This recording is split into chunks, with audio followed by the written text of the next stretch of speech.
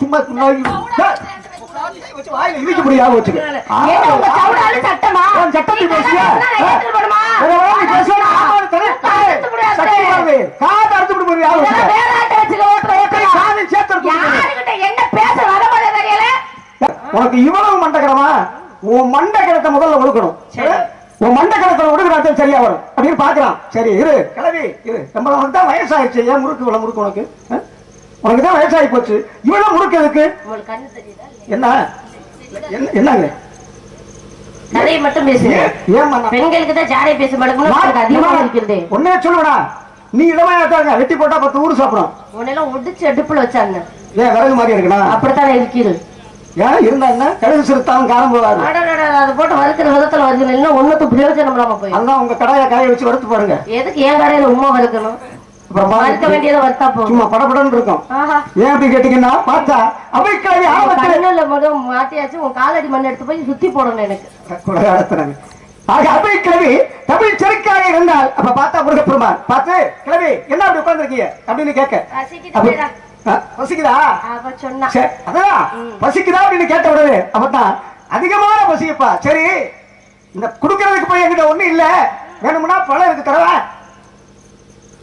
மேல மரத்து மேல நாவல் பழம் இருக்கு கிழவி தரட்டுமா அப்படின்னு கேட்டா இந்த கிழவி என்ன பசிக்கிற என்ன சொல்லுவா கொடுப்பா அப்படின்னா சரி பழம் தரவே சரி சுட்ட பழம் வேண்டுமா சுடாத பழம் வேண்டுமா சுட்ட பழம் வேண்டுமா சுடாத என்னப்பா இது சுட்ட பழம் சுடாத பழம்னு ஒண்ணு இருக்கா சுடுற பழம் ஒண்ணு பழம் பழந்தே மேல பழத்தை சுட்டு சாப்பிடுறோம் அப்பதான் நல்லா இருக்கு இல்லைன்னா பித்தம் தலைக்கேறியும் பித்தம் தலைக்கேறிச்சுனா என்ன ஒண்ணு அங்க உடல்நிலை சரியில்லாம பித்தம் தலைக்கேறிச்சுனாவே நான் சுத்திக்கிட்டே இருக்கும் ஒரு இடத்துல நிக்காது எது தலை சுத்தல் அதிகமா அது போல அது சுட்ட பழம் என்பது படம் அதே போல ஆக படம் எப்பா நாவல் பழத்திலையும் சுட்ட பழம் இருக்கான்னு கிளவி கேட்கிறான் இது பாட்டி பழம் சுடுதான முதல்ல பாருங்களேன் அப்படின்னு சொல்லி பழத்தை மேலேறி உடுப்புறான் இந்த கிளவி பழத்தை எடுத்து அப்படி எடுத்த பழத்தை மண்ணு ஒட்டி இருக்குமா இல்லையா கனிஞ்ச பழத்துல இங்க மண்ணு ஒட்டி இருக்கு காயில ஒட்டாது பழத்துலதான் ஒட்டும் அதான் காயில ஒட்டாத காயில ஒட்டாதமா ஆமா பழுத்த பழத்துலதான் ஒட்டும் அப்ப பழம் அப்படி விழுந்த உடனே இந்த மண்ணை எடுத்து என்ன பண்றா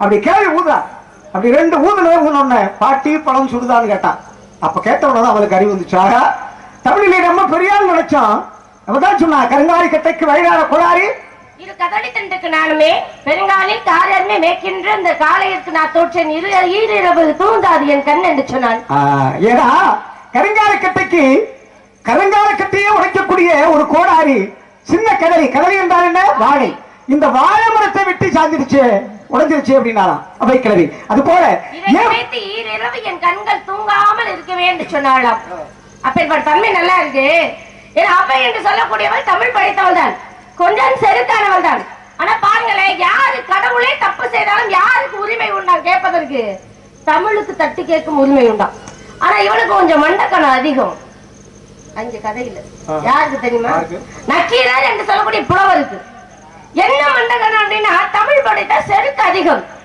தன்னுடைய அவையில் அங்கே ஒரு சந்தேகம் வருகிறது மன்னனுக்கு மன்னனாகப்பட்டவர் கேட்கின்றார் பெண்களின் கூந்தலில் இயற்கையில் மனம் உண்டா செயற்கையில் மனம் உண்டா அப்படின்னு இந்த மனம் உண்டா என்று கேட்ட கேள்விக்கு யாராவது அதாவது தன்னோட மனசுல என்ன கேள்வி என்று தெரியாமலே என் மனதில் ஒரு ஐயம் அந்த ஐயத்தை தீர்த்து வைப்பதற்கு 1000 பொற்காசுகள் அப்படின்னு அறிவிக்கப்படுகிறது நக்கீரர் யோசிக்கிறார் என்னடா மனசுல ஏதாவது சந்தேகம்னா எப்படி வெளிப்படுத்துவது மனசுல உள்ளதை யாருக்கா வெளியில தெரியுமா ஏதாவது சொன்னா அவ்வளவு தெரியணும் ஆனா பாருங்க இந்த புலவருக்கு ஒரு அரிய வாய்ப்பு கிடைத்தது ஏழ்மையாக வறுமையாக இருந்த தருமி அவனுக்கான ஒரு வாய்ப்பு சொக்கனே வந்து சொல்றான் நான் எழுதி கொடுக்கிறேன் இந்த கவியை கொண்டு போய் கொடு உனக்கு 1000 பொற்காசுகள் கிடைக்கும் என்று சொன்னார் சொக்கன் எழுதி கொடுக்க தருமி போய் அங்க அவையில் சொல்ல அவையில் சொன்னதும் 1000 பொற்காசு அப்படி மன்னன் எடுத்து கொடுக்கும் வேளையில் வந்தான் பாருங்க தமிழ் படிச்சு திமிழ் படிச்சவன் நக்கீரர் பின்னதை எங்க அவர் தமிழ் படிச்ச கொஞ்சம் செருக்கு அதிகமா தானே இருக்கும் திமிழும் கொஞ்சம் அதிகமா தானே இருக்கும் ஐயா நீங்க சொன்ன கவியில் பிழை இல்லை பொருளில் பிழை உண்டுன்னு சொன்னார்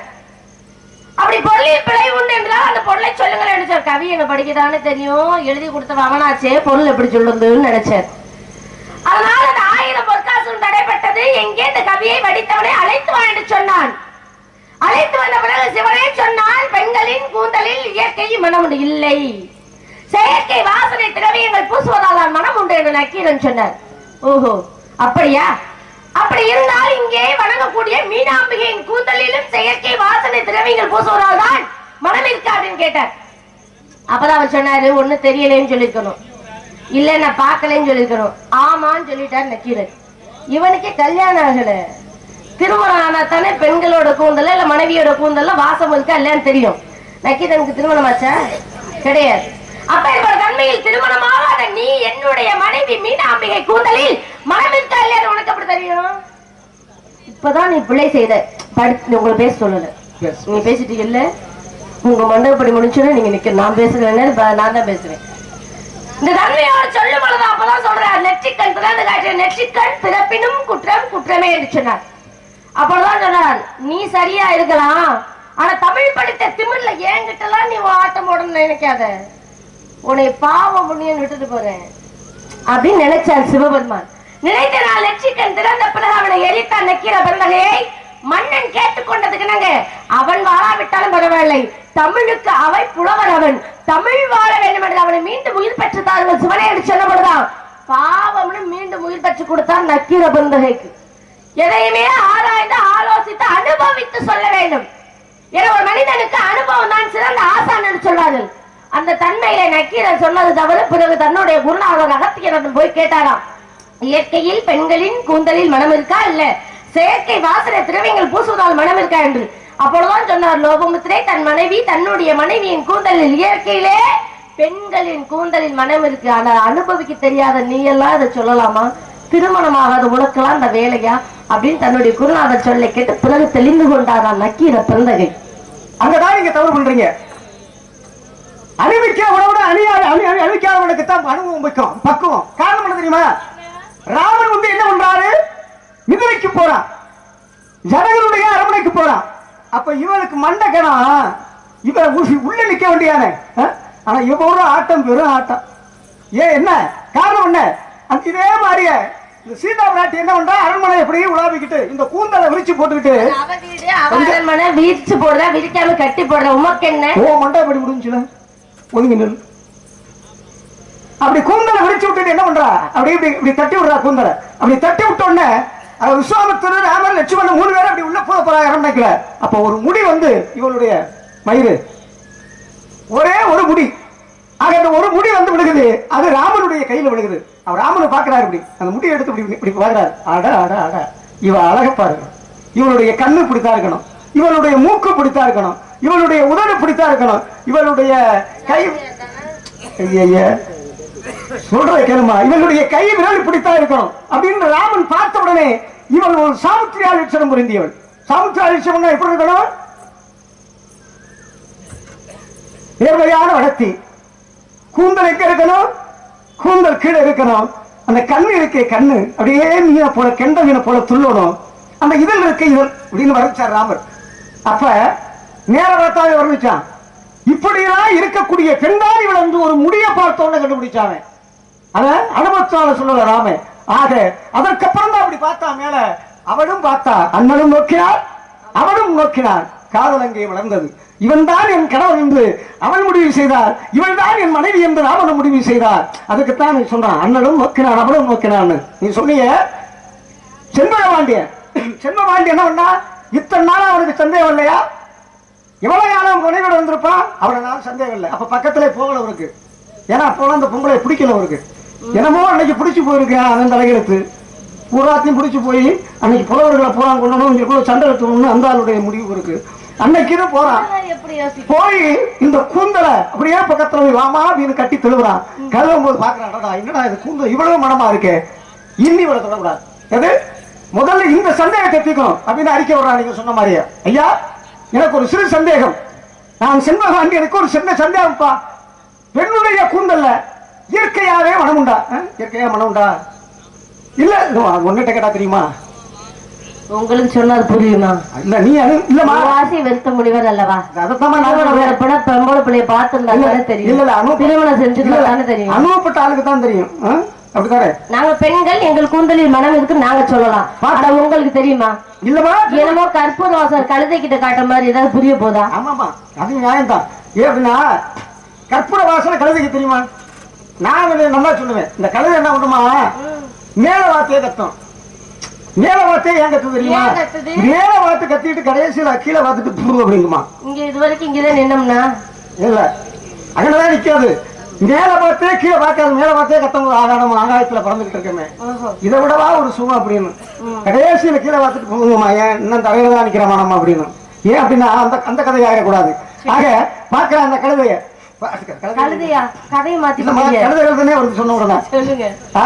கூந்தலை பார்க்கின்றான். இயற்கையாய் மனமுண்டா செயற்கை திருவிழா பூசலான மனம் அறிக்கை விடுறான். அறிக்கை விட்ட உடனே அங்க தனிமைங்கிற புலவன் ஏழ்மையாக இருக்கின்றார். ஆக அவை புலவர்கள் அனைத்து பேருக்கு இந்த சந்தேகத்துக்கு தெரியல, எவனுமே சொல்ல முடியல. அப்ப வெளிப்புறவர்களுக்கு அறிவிக்கிறான். அப்ப தனிமைங்கிற புலவன் சொக்கநாதா சொக்கநாதா சொக்கநாதா இருப்பான். அனுதினமும் அவனை போற்றக்கூடியவன். பார்த்தா இவனுடைய கஷ்டத்தை நம்ம தீர்க்கணும் அப்படின்னு சொல்லி ஆக சிவபெருமானை எழுதுறாரு. எப்படி எழுதுறாரு அப்படின்னா, கொங்குதே வாழ்க்கை அஞ்சலை தும்பி காவூசப்பாது கண்டது முடியுமோ பயிரியது இணைப்பில் சிறகையற்ற அறிவை கூந்தலின் நிறையது உணவோ நீ எரியும் பூவே. இதை எழுதிட்டார் அந்த கவியை. எழுதி இந்த புலவையை எழுதி நீ கொண்டு கூறாங்கிறார். எதுக்காக சிவபெருமான் கொடுக்கிறாரு? அதுக்கு மட்டுமல்ல, நக்கீரன் தமிழிலே சிறந்தவன், இதிலே குறை கண்டுபிடிக்க வேணும். நக்கீரன் குறை கண்டுபிடிப்பான் கண்டிப்பா. அவன் உண்மையான தமிழனா இருந்தா குறை கண்டுபிடிப்பான் அப்படின்றதுக்காக அவன்கிட்ட கொடுத்து விட்டார்.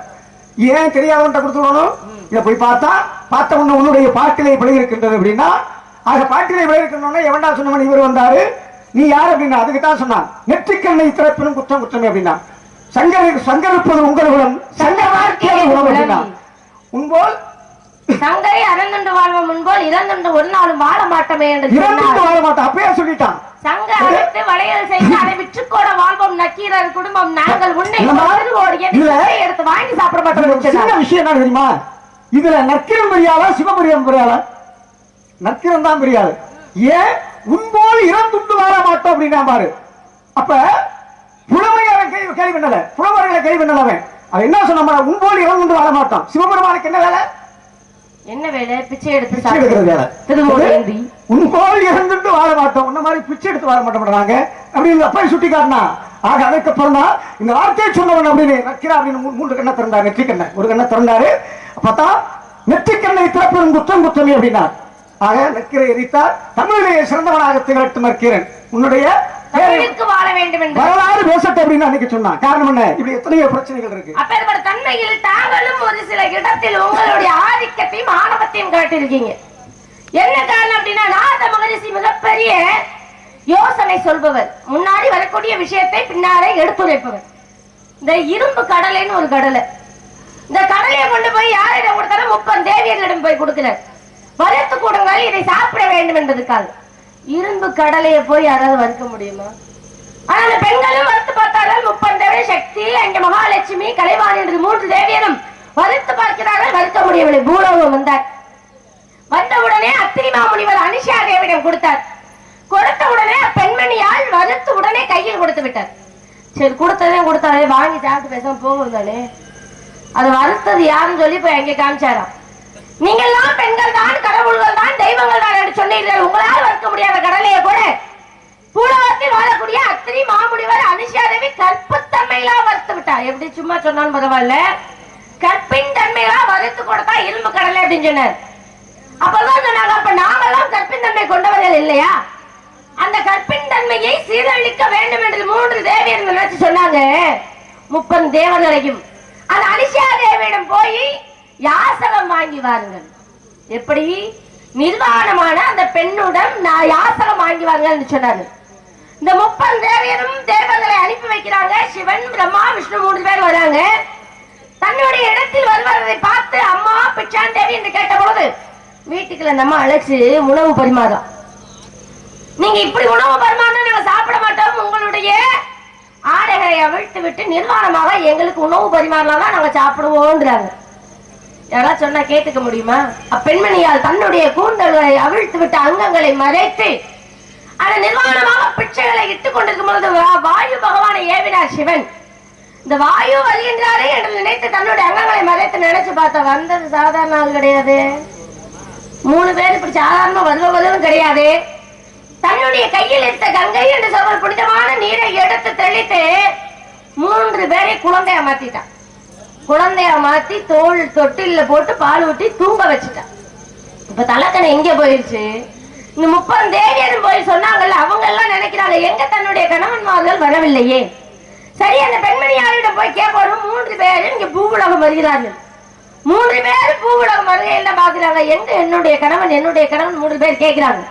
3 பேருமே தொட்டில்ல தூங்கிட்டு இருக்காங்க. அப்பதான் அந்த பெண்மணி சொன்னா, சரியான கற்புத்தன்மை கொண்டவராக நீங்கள் இருந்தால் அவரவர் கணவனை பார்த்து தொட்டில்ல தூக்குங்க அப்படின்னு சொன்னா.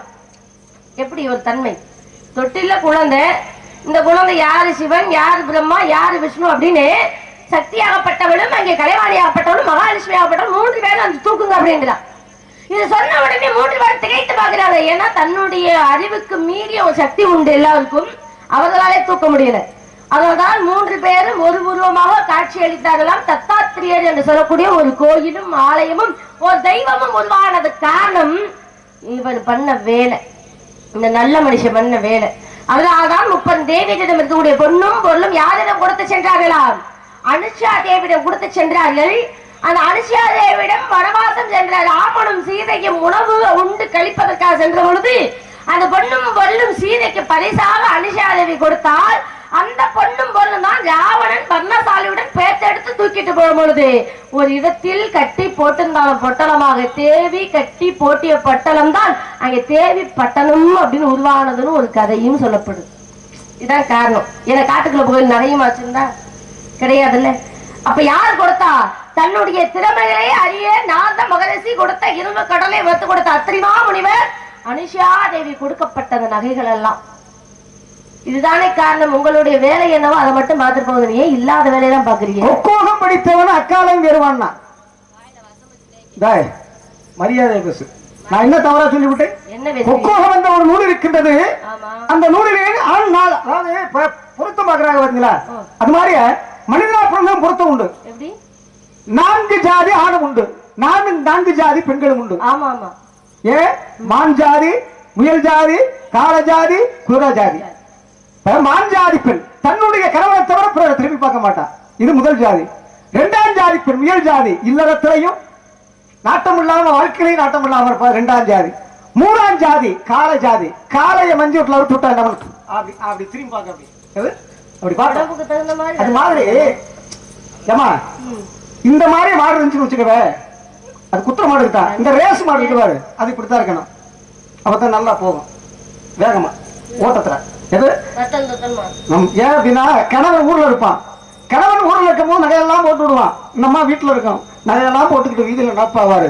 எப்படி அப்படி காலை எப்படி விரிச்ச காலை பார்த்துக்குவோம் அந்த மாதிரி. இது 3ஆம் ஜாதி.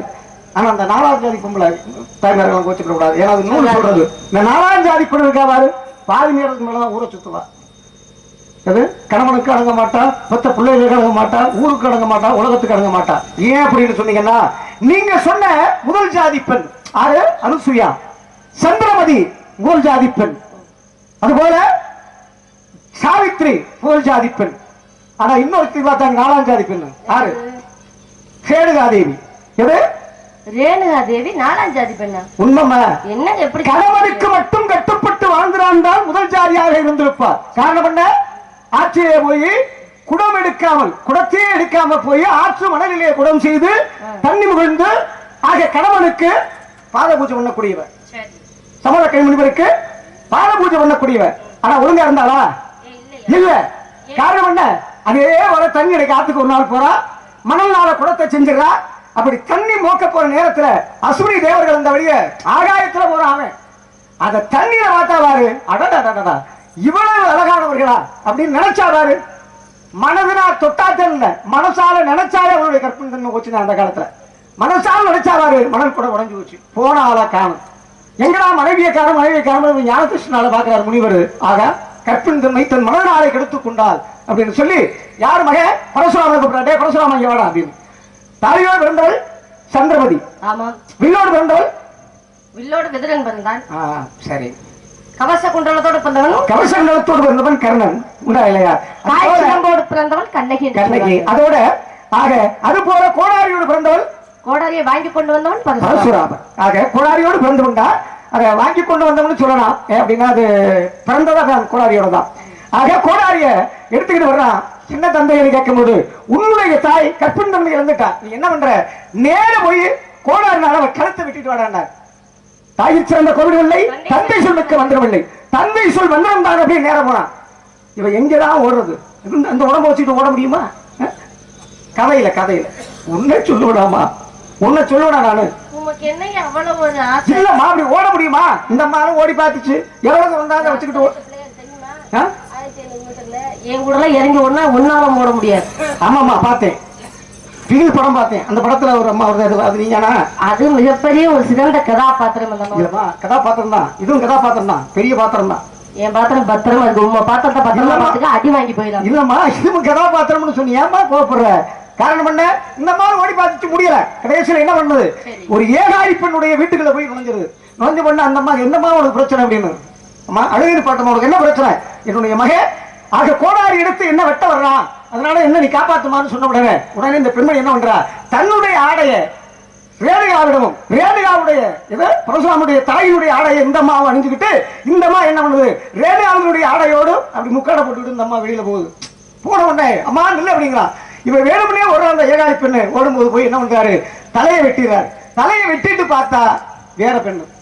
அப்ப தாய் எங்கன்னு பார்க்கும் போது ஆகா வேற பெண்ணை வெட்டிட்டியடா பாவின்னு அங்கிருந்து அவர்றா ரேணுகாதேவியுடைய தலையை வெட்டிடுறாரு. வெட்டிட்டு நேரம் போறாரு ரத்தத்தோட. தந்தைகிட்ட போய் சொல்றாரு, அப்பா அம்மாவை வெட்டணும் நினைச்சேன், ஆனா அம்மாவுடைய உடையில போற இன்னொரு பெண்ணையும் வெட்டினேன், அம்மாவையும் வெட்டிட்டேன் அப்படின்னு. சரி நான் சொன்னதை நீ செஞ்ச, உனக்கு என்ன வேணும் கேளு, வரோம் நான் தர்றேன் அப்படின்னா. வெட்டப்பட்ட தலைகளை நான் ஒட்ட வேண்டும், என் தாய் மீண்டும் வேண்டும் மீண்டும் வேணும்டாரு. அப்ப என்ன பண்றாரு, தீர்த்தம், இந்த தீர்த்தத்தை கொண்டு போய் ஆக சிரசிலே தெளித்து, அதான் ஆத்திரக்காரனுக்கு புத்தி மட்டும் தான். ஆக என்ன பண்றாரு, அவசரத்துல ஆத்திரத்துல போய் தலையில தண்ணியை தெளிக்கிறாரு. ஏகாலிப்பனுடைய தலையை அம்மாவுடைய உடம்புலையும், ஆக அம்மாவுடைய தலையை ஏகாலிப்பனுடைய உடம்புலையும் மாத்தி மாத்தி விட்டுறாரு. மாத்தி ஒட்டிய உடனே திரும்ப தந்தை கிட்ட போறாரு, அப்பா தலை மாறி வெட்டி விட்டேனப்பா அப்படின்னு. கவலைப்படாது, சரித்திரம் ஏற்பட போகின்றது. ஆக மாறி ஒட்டினால் இன்று முதல் ஆக ஏகாரி பெண்ணுடைய உடம்பில் இருக்கக்கூடிய அது முத்து மாரியம்மனாக திகழட்டும், உன்னுடைய தாய் அம்மனாக திகழட்டும். ஆக முத்து மாரி அம்மன். ஆக இன்னும் பாருங்களேன், ஏகாரி வீட்டுல முத்து மாரி அப்படின்னு தான் பேர் வைப்பாங்க. ஆக மாறி ஒட்டியதால் மாரியம்மனாக இந்த உலகத்திலே திகழட்டும், அது அம்மனாக திகழட்டும் அப்படின்னு சொல்லி அன்றைக்கு அம்மன்ற ஒரு அவதாரம் எடுக்க காரணமாகவும் முத்துமாரின்ற ஒரு அவதாரத்துக்கு காரணமாக இருந்தது ஒரு பெண்ணால. காரணம் என்ன, இப்படி பெண்கள் உலகத்தில் இருக்காங்களா இல்லையா? ஆண்களுக்கும் அந்த தன்மை உண்டு. 4 வகையான ஜாதி பெண் ஆண்கள் அப்படின்னு. இந்த ஆணுக்கு என்ன தன்மைனா, இவனுக்கு 4ஆம் ஜாதி ஆணாக இருந்திருப்பார். யார் அப்படின்னா இந்திர பகவான். ஏன்னா இந்திரனுக்கு என்ன ஆசை, பேராசை பெருநஷ்டம் என்பது போல ஒரே ஒரு ஆசை, அந்த பாற்கடலில் அங்கே ஒவ்வொரு பொருளா தோன்றியது தேவாமிர்தம் கிடையும் பொழுது அங்கிருந்து உதித்து வந்தவர் தான் அகலிகையும் கூட. இந்த அகலியை பார்த்த உடனே இந்திர பகவானுக்கு ஒரு ஆசை. இவனுக்கு ஏற்கனவே கல்யாணம் ஆயிடுச்சு, ஏற்கனவே இந்திராணின்னு ஒரு பெண் வீட்டுல இருக்கா. இந்திராணியின் மீது ஆசைப்படாமல் கூட அடுத்த ஒரு பெண் மீது இவனுக்கு ஆசை. வாய் முடுமை உன்னை பேச நான் சொல்லு. ஏன் உனக்கு மட்டும் எப்படி ஆசை வரும்? தசம சக்கரவர்த்திக்கு 60,000 மனைவி, அவனால முடியுது, அவன் சமாளிக்கலையா? அது அவனுக்கு விருப்பப்பட்ட பெண்கள் அவர்கள் ஒற்றுக்கொண்டால் திருமணம் செய்யலாம். இவனுக்கு என்ன ஆசை, வீட்டுலதான் இந்த ராணி போல ஒத்திருக்காளே, இவனுக்கு என்ன ஆசை? ஆனா பார்த்தா இன்னொரு முனிவர் கௌதம மகரிஷி, அவரும் பார்த்தா நிபந்தனை ஏற்பட்டது, இரு தலையில் ஒரு வால் 4 கால்கள் உள்ள மிருகத்தை பார்த்தா திருமணம் செய்யலாமா பெண்மணிக்கு அப்படின்னு ஒரு நிபந்தனை. கௌதம மகரிஷியை தாங்கள் அழைத்து சென்றீர்கள், ஒரு மாடு கட்டும் தொழுவத்தில் பார்த்தீர்கள், ஒரு மாடு கன்று ஈனக்கூடிய தருவாயில் தலை 2 பக்கட்டும், மாட்டோட ஒரு தலையும் கண்ணுக்குட்டி வெளியில வந்து அதோட தலை ஒண்ணு, 2 தலை 4 கால்கள், ஒரு வால் உள்ள மிருகத்தை பார்த்தால் அகலிகை திருமணம் பண்ணியாச்சுப்பா. சரி அடுத்த வந்தேன் கல்யாணம் பண்ணிட்டு போயிட்டா நீங்க பேசாம இருக்க வந்தானே, அப்ப உனக்கு ஆசையை பாத்தீங்களா? என்றால் ஒரு நாள் இவளை அடைந்தே ஆக வேண்டும் என்று ஒரு ஆசை, பேராசை இந்திர பகவானுக்கு. சொல்லுமா, அனுதினமும் அவருடைய வாழ்க்கையில் இல்வாழ்க்கை எப்படியெல்லாம் நடந்து கொண்டிருக்கின்ற எதிர்பார்த்து காத்துக் கொண்டிருந்த தக்க சமயம் வர வேண்டும் என்பதற்காக பாருங்க. ஒரு நாள் நள்ளிரவு, அந்த இரவு நேரத்தில் சேவலாக உருமாறி இந்திரன் கூவுகிறான். கூவும் பொழுது கௌதம மகரிஷி பாக்குறாங்க, பொழுது பொழுந்ததோ விடிஞ்சிருச்சோ அப்படின்னு தான் நீராடுவதற்காக எழுந்து கிளம்பி விட்டார். கொஞ்ச நேரத்துக்கு கழிச்சு மீண்டும் கதவை தட்டும் சத்தம். யார் அப்படின்னு பார்த்தா இந்த பெண்மணி எழுந்து பார்க்கிறார். மீண்டும் தன்னுடைய கணவன் வந்து நிற்கிறார். என்ன இப்பதானே குளிக்க போனாரு, மறுபடியும் வந்துட்டார். சரி என்ன நினைப்புல வந்தாரு அப்படின்னு, வாங்க சுவாமின்னு அழைத்து வந்தார். அழைத்து வந்தவருக்கு அவருக்கு எந்த நேரத்தில் என்ன தோன்றுது, தன்னுடைய இல்வாழ்க்கையில் இருக்கணும் போல ஒரு ஆசை, ஆசையோடு தன்னுடைய மனைவியோடு இருக்கார். இந்த அங்கே சென்றார் பாருங்க ஒரு முனிவர். அந்த முனிவர் அங்கே குளிக்க போகும் பார்த்தல கங்கை உறங்கி கொண்டிருந்தாலாம். தண்ணி தூங்குமா சுவாமி? சந்தேகம் தான். கங்கை உறங்குவதை பார்த்து விட்ட உடனே தவறான நேரத்தில் வந்து விட்டோம் என்று வீட்டுக்கு மீண்டும் கதவை தட்டும் சத்தம். என்னடா மறுபடியும் தட்டுறாங்களே அப்படின்னா பெண்மணியால் போய் கதவை திறக்க மீண்டும் கௌதம ரிஷி நிற்கிறார். அப்பொழுதுதான் கட்டிலில் இருந்தவன் யார் என்று பார்த்தால் அவனால் பூனை உருவம் கொண்டு ஓடினானாம் இந்திரன். உருவம் கொண்டு மாறி ஓடிய இந்திரனை பார்த்து கௌதம மகரிஷி சொன்னார், நில் இந்திரா, ஏன் இப்படி மாற்று உருவம் கொண்டு ஓடுகிறாய்? எதை ஆசைப்பட்டு நீ வந்தாயோ மேனி எல்லாம் குறிகளாக கட அப்படின்னு ஒரு சாபம், பெண் குறிகளாக மாற கடவுளது என்று ஒரு சாபத்தை கொடுத்தார் இந்திரனுக்கு. ஏனென்றால் ஆசை என்பது அளவோடு இருக்க வேண்டும். தன்னுடைய மனையாளுக்கு ஒரு சாபம், எப்பொழுதெல்லாம் என்னுடைய இல்வாழ்க்கையில் வாழ்ந்து விட்டாலும் கூட இந்திரனுக்கு நீ தன்னுடைய உடமை கொடுத்ததனால் கல்லாக போக கடவாய் அப்படின்னு ஒரு சாபம். என்ன இதுல எனக்கு சின்ன சந்தேகம். என்ன சந்தேகம் சொல்லுங்க? என்ன சந்தேகம் கேட்டீங்கன்னா, கௌதம ரிஷி போயிட்டார், சரி, அவர் ஆற்றங்கரைக்கு போயிட்டாரு, சரி, வந்த இந்திர மேலையும் தவறில்லை, சரி. 1000 பெண்கள் போகலாம், அது 1000 ஆண்களும் போகலாம். ஒரு பெண்ணை பார்த்தாலே ஆசைப்படலாம், அது நியாயம், அது மனசுக்குள்ளதான் இருக்குது, உண்டா இல்லையா? ஆமா. ஆக கௌதம மகரிஷி போல வந்த தேவேந்திரன் சொல்வதை பார்த்துட்டு எது யாருன்னு ஒரு கற்புக்கரசிக்கு தெரியாதா? வந்தவ யாருன்னு கொஞ்சம் பொறுமா, கொஞ்சம் அவசரப்படாத, பேசி முடிச்சுட்டு தன்னுடைய ஒரு கற்புக்கரசிக்கு தெரியாதா? தெரியல. காரணம் என்ன? மனதை கல்லாக்கி கொண்டார், மனதை கல்லாக்கி கொண்டார். ஆனா பாக்குறாரு, நீங்க கேட்டீங்களே நீர் உறங்குமான்னு, அதுக்கு ஒரு கதையே சொல்லியிருக்கான். எப்படி போறா ஒரு புலவை போய் பார்க்கிறா. ஆக நீர் உறங்கு நேரம்னா எப்ப? ஜாமம், நடு ஜாமம். அந்த நீர் உறங்கு நேரத்துல ஒரு பெண்ணு குளிச்சுக்கிட்டு இருக்கா. அந்த குளிக்கிற பெண்ணை பார்த்து கேட்கிறாங்க, அம்மா நீர் உறங்கும் நேரம், கோரை சாயும் நேரம் குளிக்கும் பெண்ணே, உன்னை நான் தொடலாமா அப்படின்னு கேட்கிறான். அதுக்கு அவன் சொல்றா, அப்பாலுக்கு இப்பால் முப்பால் கொண்டு வா, இப்பால் என்னை தொடலாம் அப்படின்னு. இவனும் என்ன பண்றா, வீட்டுக்கு போயிட்டான். வீட்டுக்கு போய் என்ன பண்றான், கதவை தட்டுறான். கதவை தட்டணும்னு அந்த அம்மா கேட்குது உள்ள இருந்துக்கிட்டு, அப்பா முப்பால் கொண்டு வந்தியா? கொண்டு வந்துட்டேன். அப்ப சொல்லு கொடு அப்படிங்கும் போது அப்ப அவன் என்ன சொல்றான், முதல்ல அறத்துப்பால், இன்பத்துப்பால், காமத்துப்பால்ங்கிறான். நான் அந்த பாலை கேட்கல, நான் கேட்ட பால் வேற, முப்பால் கொண்டு வந்தியா அப்படின்னு திரும்ப கேட்கிறேன். அப்பதான் சிந்திச்சு சொல்றான், நீ இருப்பது அப்பால், நான் இருப்பதோ இப்பால். நம்ம ரெண்டு பேருக்கு நடுவில் இருக்குது தாப்பால், கதவு தாப்பால், அதை முதல்ல துறனா உள்ள வரணும் அப்படின்னா. எது காரணம் என்ன? ஆக நீர் உறங்கியது பார்த்தா கௌதம மகரிஷி, நீர் உறங்குகின்றது எப்படி எப்ப நம்ம இங்க வர காரணம் யாரு? சேவலாக கூறி நீங்க அடைச்சிட்டு நான் பாக்குறாரு தேவேந்திரன். ஆக நம்ம உருவத்துல போயிருக்காரு அப்படின்னு சொல்லி அங்க போறான். போன உடனே நீங்க சொன்ன மாதிரி பூனைக்குட்டியா மாறி போறா. பூனைக்குட்டியா மாறினவனுக்கு என்ன தண்டனை? அதுக்குதான் இன்னமும் ஒரு பழமொழி உண்டு, வீட்டை விட்டு கிளம்பும் போது பூனைக்குட்டி கொடுக்க போக கூடாது. பூனைக்குட்டி இன்றையிலிருந்து உலகத்திலிருந்து உலக மக்கள் எல்லாம் கால வரைக்கும் பூனையாக உரிமுறையதான், நீ பூனையாகவே இருக்க கிடவது. ஆனால் அது மட்டுமல்ல, எவரும் ஒரு நல்ல காரியத்தை போகும்போது நீ குறுக்க போனா உன்னை சகனம் பார்ப்பான்டா, ஏண்டா இதுவா குறுக்க வருது அப்படின்னு.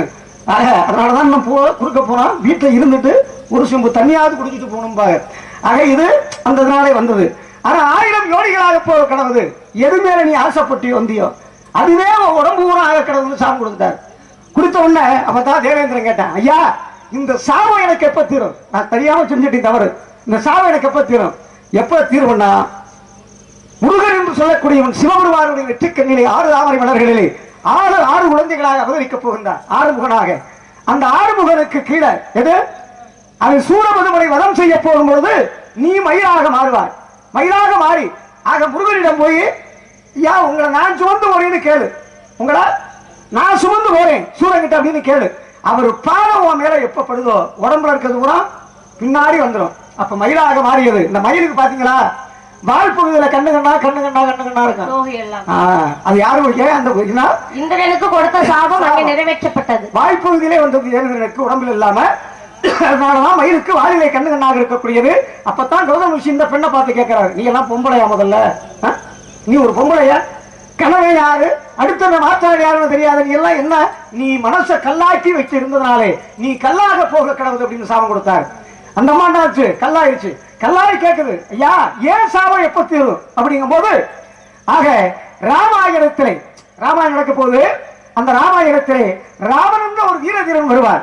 அந்த ராமனுடைய பாதம் அவனுடைய பாதை எப்ப உன் மேல கல்லு மேல படுதோ நீ சுயரூபம் அடைந்து என்ன வந்து சேருவ, என்ன வந்து நீ சேருவ அப்படின்னு கொடுத்துட்டு போயிட்டார். அதே பாருங்க, அங்கே முருகனிடம் அவன் சாபம் இருந்தது, தேவேந்திரனுடைய சாபம். ஆக இங்க யாருக்கிட்ட தீர்ந்தது? அவன் மாமன் கிட்ட தீர்ந்தது. யாரு? முருகனுடைய மாமன் கிட்ட. பாதம் ராமனுடைய பாதம் பட்டவுடனே ஆக லட்சுமண சோமத்திரர் ராமன் அப்படி முருகன் வரும்போது கல்லால பெண் கூட உன்னாலே பெண்ணாக ஒரு மாதிரி வந்தாள், மண் மீது வந்தாளே. ஆக கல்லு பாவம் பட்டவுடனே ஆக கல்லாக இருந்தவள் உருமாறினாள். ஆக சுயரூபம் அடைந்தாள். அவதான் ராமர் கேட்கிறார், யார்மா நீ அப்படிங்கும் போது தன்னுடைய விருந்தார்த்தத்தை கூறுகிறார். சரி அப்படின்னு சொல்லி ஆக கடவுளிடம் ஆசி ஊட்டி அனுப்பி வைக்கிறார். அப்படின்னா அருமையா பேசுறீங்க. ஆண்கள் தவறு செய்தாலும் பெண்களுக்கு தண்டனை, பெண்கள் தவறு செய்தாலும் அதே பெண்களுக்கு தான் தண்டனை. இப்ப இந்திரன் ஆசைப்பட்டது ஒண்ணும் தப்பே கிடையாதுன்னு சொன்னீங்கல்ல. இந்திரனாகப்பட்டவன் தேவர்களுக்கெல்லாம் அதிபதியான தலைவன் தேவேந்திரன். இதுல இன்னொரு விஷயம் தெரியுமா? இருங்க பேசிட்டீங்களே, பேசாதீங்க, அதெல்லாம் நீங்க சொல்லக்கூடாது. இருங்க நான் பேசுறத நீங்க பேசுங்க, அதான் நீங்க அப்புறம் பேசுங்க. பார்க்கிறதிலே கடையும் போதே வந்து இந்திராணியும் அகலியும் தோன்றப்பட்டது அங்க. ஆமா, அப்பவே இந்திரன் கேட்டா என்ன, இவங்க ரெண்டு பேருமே எனக்கு மனைவியா வேணும்னு. ரெண்டு பேரும் சேர்த்து கொடுப்பாரு, மட்டும்தான் உனக்கு அப்படின்னு அதை சொன்னவனே அதை ஆத்திரப்பட்டா இந்திரன். ஆத்திரப்பட்ட நேரத்துல என்ன சொன்னார் மகாவிஷ்ணு? கவலையப்படாத, இன்னும் பார்க்க போனா மகாவிஷ்ணு மேல தான் குற்றம். கவலைப்படாத, மகாவிஷ்ணு மேல குற்றம் தான். மகாவிஷ்ணுக்குள்ள அந்த தண்டனை கொடுத்துருக்கணும். அவளுடைய எனக்கு என்ன சந்தேகம், ரிஷிகளுக்கெல்லாம் எத்தனை அறிவுன்னு சொல்றீங்க? 7 அறிவு. 7 அறிவு. ஏன்னா நடப்பது, நடந்து முடிந்தது, நடக்க போவது எல்லாமே உங்களுக்கு தெரியும் தானே. எல்லாம் தெரிந்தவன் கௌதம மகரிஷி தானே. 7 அறிவு இருக்கா அவளுக்கு இல்லையா? இருக்குதானே. 7 அறிவு படைத்தவருக்கு வந்தது சேவலா இந்திரதான் தெரியாதா? இவர் கூவுனது எந்திரிச்சு வெளியில போயிடுவாராம். திரும்ப அவர் உருமாறி உள்ள ஒரு தொட்டிக்கு இவர் போய் தண்ணியில போய் நிப்பாராம். நின்னதுக்கு அப்புறம் தூங்கிட்டு சொல்லி வீட்டுக்கு வருவாராம். வீட்டுக்கு வந்ததுக்கு கூடையா உருமாறி போனதுக்கு அப்புறம் இந்திரன் தெரியுமா? அதுக்கப்புறம் தான் சாபத்தை கொடுப்பாரா. என்ன பேசுறீங்க? முனிவராகப்பட்ட 7 அறிவு படைத்த உங்களுக்கே வந்தது யாருன்னு தெரியல, கூவியது யாருன்னு தெரியல, வந்து ஓடியது யாருன்னு தெரியல. ஆனா 6 அறிவு படைத்த அங்கே அந்த பெண்மணி ஆகப்பட்டவள் அவளுக்கு எப்படிங்க தெரியும் தான் புருஷ உருவத்துல வரையில?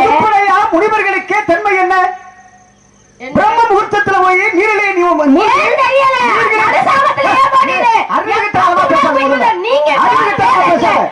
அறிவாள பேசுறீங்களா? தெரியல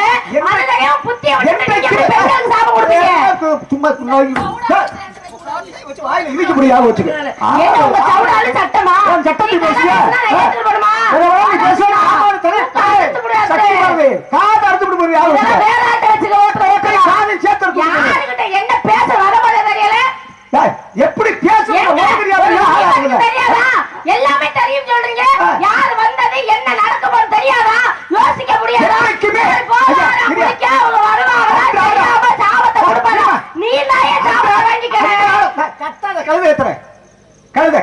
நீங்க கத்தல மட்டும் கத்தலையா?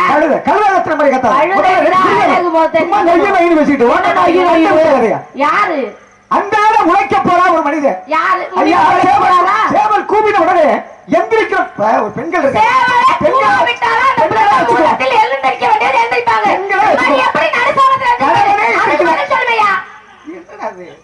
பொம்பளையா பிசாச பேசும் என்ன படித்ததா? நீங்க படிக்கூடாது. நீங்க படிச்சீங்க பொண்டாட்டி பக்கத்திலே போகலையும் அன்னைக்கு மட்டும் தான் போனாலும் இப்ப மட்டும் மனசுல வந்துச்சோ. இப்ப அந்த பெண்மணிக்கு சாபம் கொடுத்தீங்க எனக்கு அத்தஞ்சா அந்த பையன் முகரே பாரு முகரே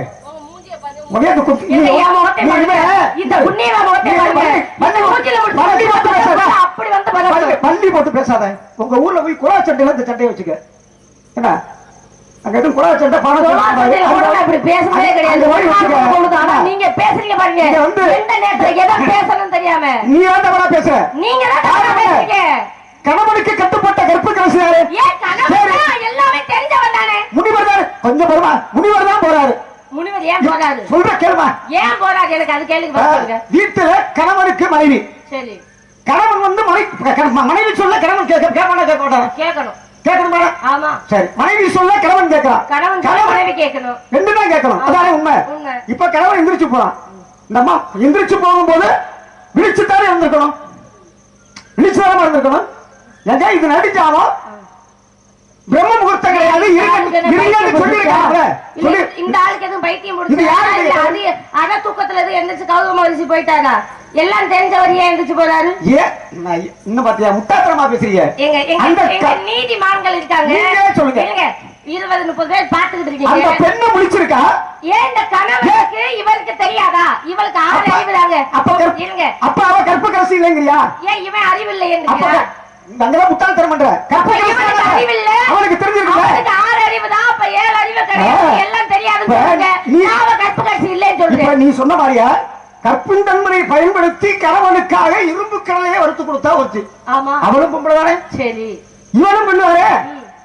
அப்ப கணவனை நினைச்சு பாத்திருந்தான்னா நம்ம கணவர் ஏன் இந்த பாகத்துல இருந்துச்சு போற அறிவு? 3 பேரும் தெய்வங்கள் தானே? ஆமா, 3 பேரும் தெய்வங்கள் தானே? ஆமா, அவங்க கற்பின் தன்மையோட இருக்கிறவங்க தானே? அது அவங்களுடைய தன்மை. இவ கற்பின் தன்மையை சொல்லனா அவங்க தெய்வத்துக்கு கற்பு கிடையாதா? நான் முனிவத்திரியத்தை கேட்டேன். நான் தெய்வத்துக்கு போகல.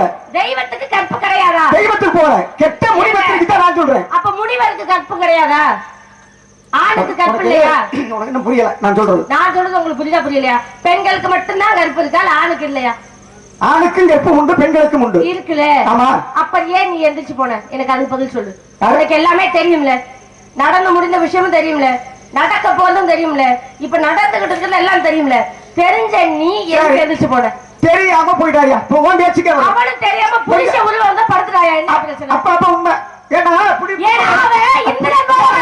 நீ சொல்ற நியாயம்தான். இப்படியே தெரியாம பொம்பளை எல்லாம் படுத்துட்டான்னா வந்தது புருஷன் கிடையாது. நீ போறது தப்பு. பொண்டாட்டிய தனியா விட்டு நீ போற தப்பு. நீ அப்படி பேசலாமா? நீ பேசலாமா? தெரியாம பொம்பளை படுத்துட்டாளுங்கிறியா?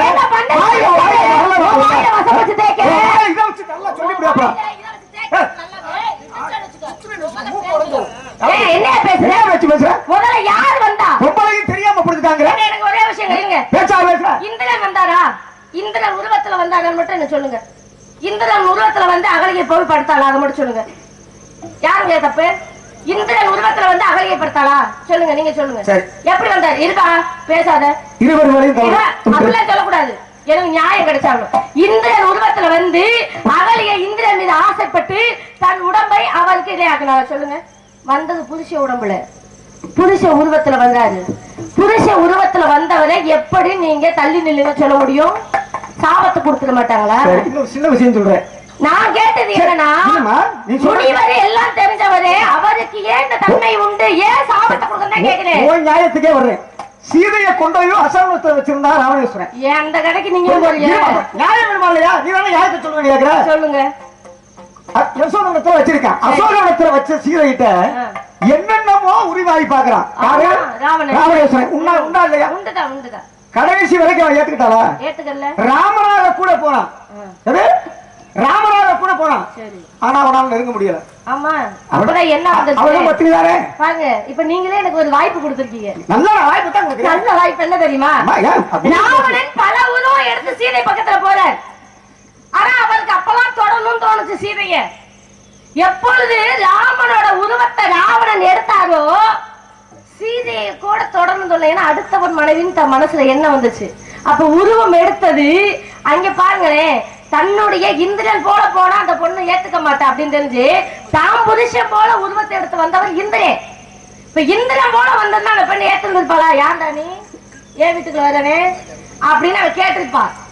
வந்தது கௌதம மகரிஷி போல.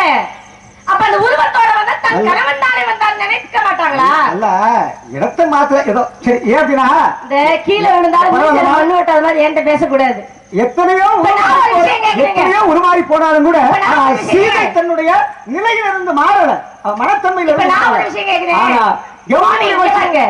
இந்த ஜலந்தராசன் ஒருத்தர் அவர் மனைவிதான் பிருந்தாய்.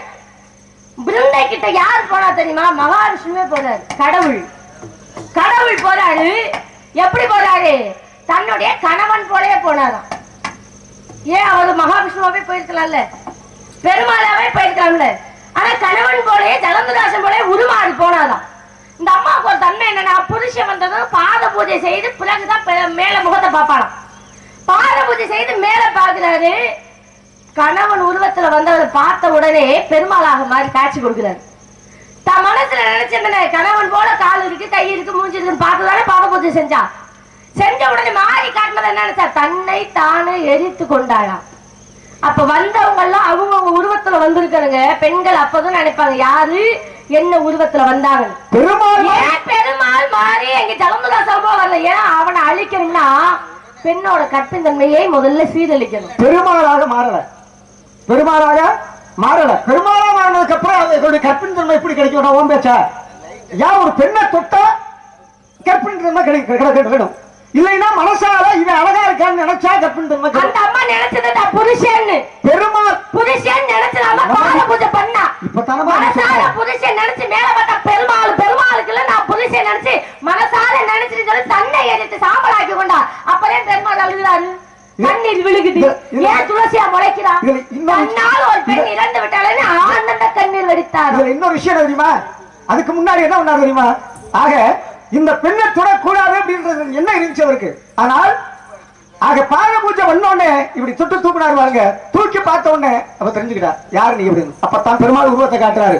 உருவத்தை காட்டிய உடனே என்ன பண்றாரு? நீங்க சொன்ன மாதிரியே தன்னையே ஆக எரித்து தீயிலே சாம்பலாக்கி கொள்கின்றார். அப்பதான் மகாவிஷ்ணு சொல்றாரு, என்னனால உனக்கு நிகழ்ச்சி நடந்ததுனால இனிமேல் நீ துளசி செடியாக இந்த உலகத்திலே அது குமரியத்திலே யாரும் இருந்து உலகத்திலெல்லாம் உன்னை மாடத்திலே துளசி செடியாக வைத்து யாரார் வணங்குகின்றார்களோ அவர்களுக்கெல்லாம் வாழ்க்கையில் சுபபோகம் ஏற்படும்.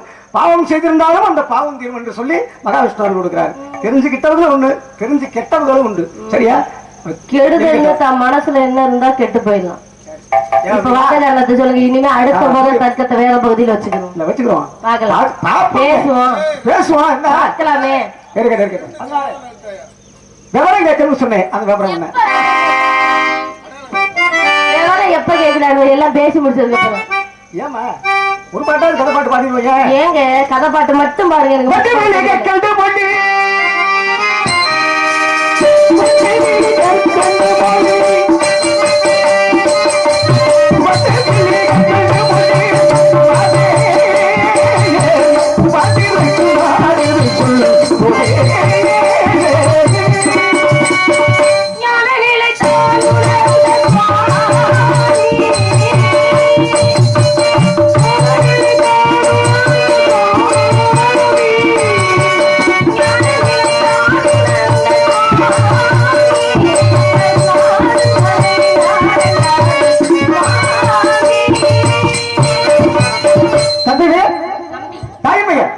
செய்வது காவல். என்ன காவல்? திணைக்கு. என்ன திணை? கண்ணனை செந்தனை. கண்ணனை யாருக்கு? செந்தனை யாருக்கு? கண்ணனை முனைவனுக்கும் செந்தனை முருகப்பெருமானுக்கும். செந்தனை முனிவனுக்கு. பெண்ணுக்கு எத்தனை பருவம்? 7. 7 வகை பருவம் என்னென்ன? பேதை, பெருமை, மங்கை, மடந்தை, அறிவை, தெளிவை, பேரிதன் பேதை. பேதை, பெருமை, மங்கை, மடந்தை என்று சொல்லக்கூடிய இந்த 7 வகை பருவத்தில் தாங்கள் அறிந்து பருவம் என்பது சித்திரம், பாதுகாக்கிற மிகப்பத்திரம். பருவம் பத்திரமா இருக்கா? பத்திரமா இருக்கு. உங்களுடைய பருவத்தை விட்டு நோக்கி உங்களுக்கு நான் தான் முடிச்சேன்.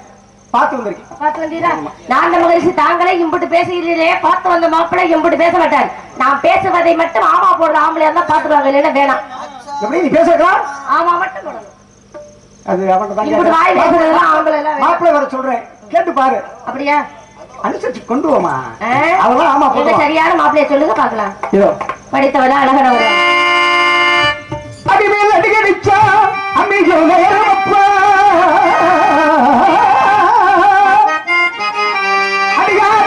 ஒண்ணு தடியாமல் போறப்பா, அடியாத பிள்ளை ஒண்ணு தடியாமல் போறப்பா. தாலாட்டு பாட்டு பாடுறத்தினே உனக்கு தகம்பு வாங்கி தாயம். தாலாட்டு பாட்டு பாடுறத்தினே உனக்கு தகம்பு வாங்கி ராஜா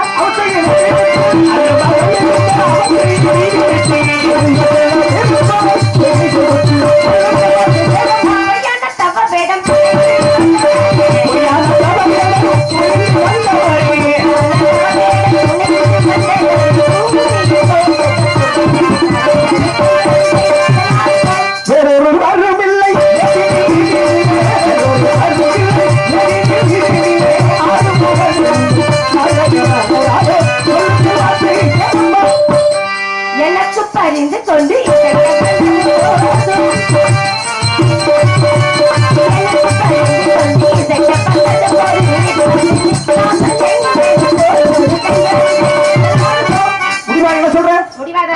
முதலமாவே சொல்றேன் குட்டி கொண்ட பத்துங்கள்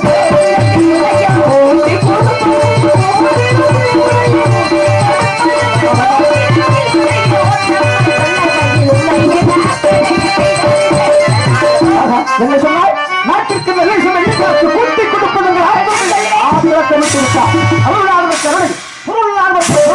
சக்தி இல்லாத உனக்கு சக்தி புத்தி இல்லாத உனக்கு புத்தி அந்த முருகனுக்கு உன்னை கூட்டி தருவார்கள் காட்டி திருமலையும்பார் வருகின்றேன் நாராயண நாராயண